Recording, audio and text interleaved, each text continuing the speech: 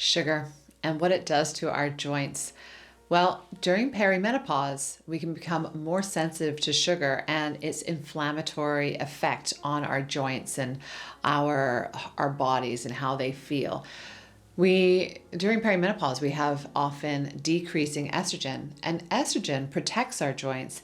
It helps the cartilage in the joint be healthy, and it decreases inflammation around joints. So when you have a decrease in estrogen and then you're eating inflammatory foods, so you're having less resistance to inflammation in your body because of the decreasing estrogen, then you're eating foods that are increasing your inflammation. So sugar is inflammatory, amongst a lot of other things that is not so great for your body, like your insulin levels, which then affect your hormones too.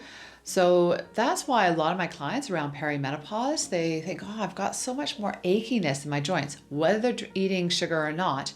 But that decreasing estrogen, estrogen helps with, it's anti-inflammatory, helps to soothe our joints.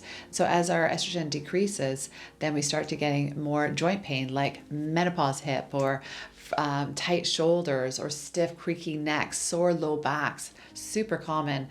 So have a look at your estrogen levels. You might want to talk to your healthcare provider about potentially going and looking at a hormone panel, seeing where your estrogen, progesterone, what they're doing at the moment, and seeing whether you might need a little bit of supplementation if that is a concern for you and that that's the way that you want to go down with hormone replacement therapy. But even by having a healthier diet, sleeping better, having good sleep habits, and doing some gentle exercise, you can start clearing and some of excess hormones. If your hormones are fluctuating, it starts to manage hormone levels. It'll help manage your insulin levels.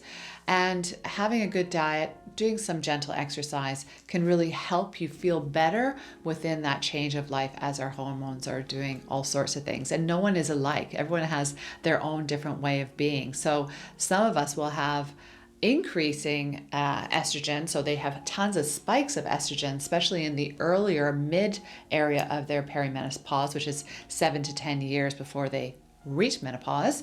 And some women just sort of have this slow lower of their estrogen. So women that tend to have a higher amount of estrogen, they'll get things like fibrocystic breasts. So they get lumps, really painful lumps in their breasts.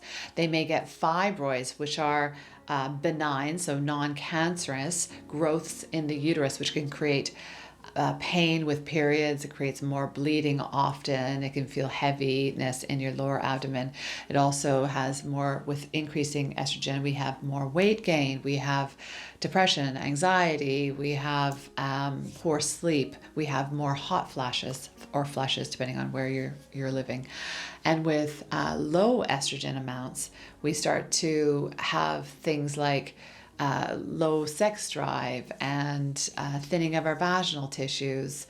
And both of these, whether it's high or low, at the end of the day, when we get towards our menopause, it's low, right? So it's usually early perimenopause that it's going all over the place. So this is about sugar and your hormones. So if you can manage your sugar, because insulin, if we can keep ourselves from being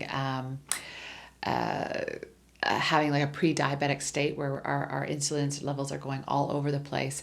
If we can manage our insulin levels, that also helps to manage our hormone levels. And so we can feel a little bit more sane as we go through this perimenopause into menopause.